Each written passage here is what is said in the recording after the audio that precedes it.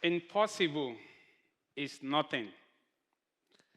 This is the story of a young boy born in the interior part of Ekotedo Ibadan, Nigeria.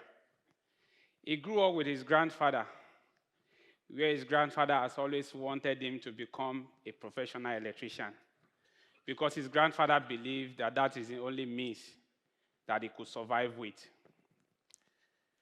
25 years later, this same boy was invited to Buckingham Palace by the King of England, King Charles. After being the last official artist to paint the portrait of late Queen Elizabeth, commissioned by Tatler magazine in London, this same boy is here this afternoon to tell you how he turned his passion into a life masterpiece. In my culture, children start work early, and survival comes first for every child. And I was not exceptional. At the age of 10, I worked at the local bar and also helped to wash dishes after my school hours. I hawked beer in the streets of Ibadan, where most times I fed on the leftover from the customers. Every money that I earned was actually saved towards buying art materials like pencil, canvas, and at times crayon. And some of the money was actually used to also support my grandfather. But one day, something happened. While I was going through my daily hustle, pushing my wheelbarrow with crate of beers, I had an accident, and all the bottle got broken. I felt so bad. I felt so hungry. Because at that time, I could have been in school. I cried. And at that moment, something happened about my life. And I said to myself, I was going to redefine my purpose. I asked myself if I actually want to become an artist or not. And at that point, I was able to make some decisions, some determination that I want to be a successful artist, not only in Nigeria, in Africa, and in the world. But that very day, I left hungrier.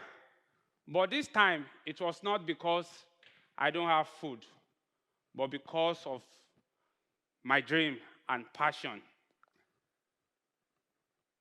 Every money that I earned was used, part of them was used to send myself to school.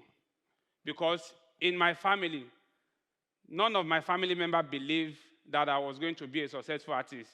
They all believed that I was crazy of wanting to become an artist because they believed that there could be other good professions better than becoming an artist. So every time that I make art, they said, you are crazy, you are crazy. But something inside of me kept telling me never to give up, never to quit, and I should keep fighting. Going to school was self-funded because my dad never supported me of becoming an artist. Because he even said to me it was a useless thing of me becoming an artist. But I never allowed those words to pull me down. So my going to school was self-funded. And years later, I was introduced by one artist to Lagos market. And that was when I first got my biggest sales, which was like $50. I felt so happy, and I got back to my grandpa to tell him how happy I am. And my grandfather asked me one thing, are you sure you're going to be successful?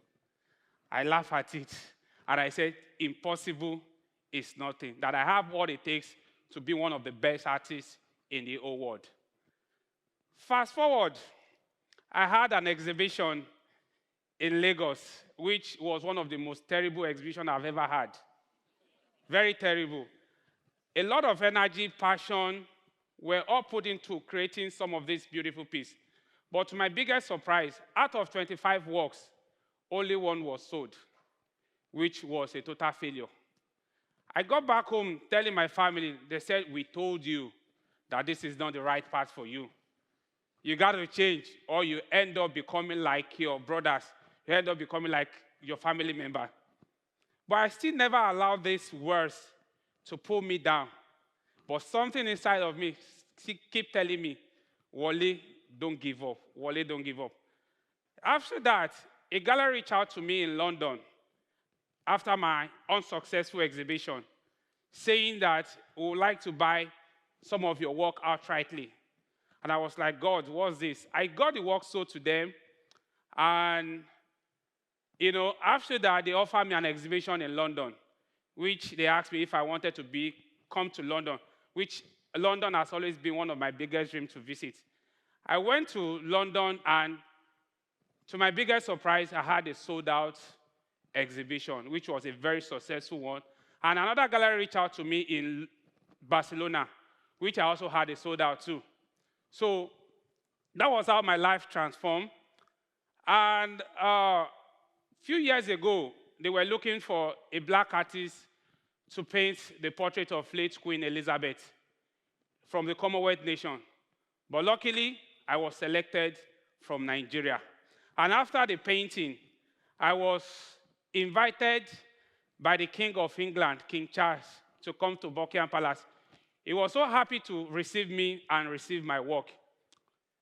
I want to say today, your passion is not just for you, but it's a gift to the world. Ask yourself something today, that what is my passion? What is that thing that could have done better? What is that decision that could have transformed my life to becoming a better person? If I had listened to my family, maybe I could not have been where I am today. So I'm here to tell you that your passion is not just for you, but a gift to the world. Thank you very much.